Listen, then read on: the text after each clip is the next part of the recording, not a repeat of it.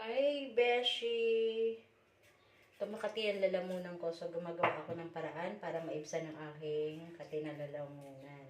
So, ang gagawin ko is, mag-slice ako ng lemon.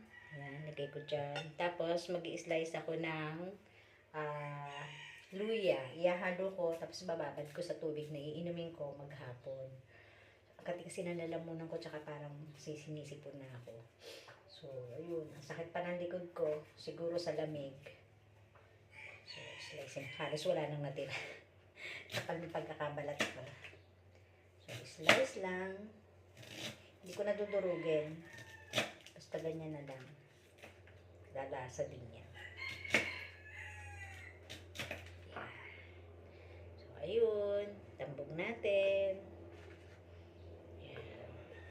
Lagyan natin siya ng mineral water. So, ayun. Kayo, ano ginagawa nyo kapag makati ang inyong lalamunan? Bawal magkasakit kasi hirap gamutin ng ubo. Diba? Kayo, meron ba kayong mga home remedy na ginagawa?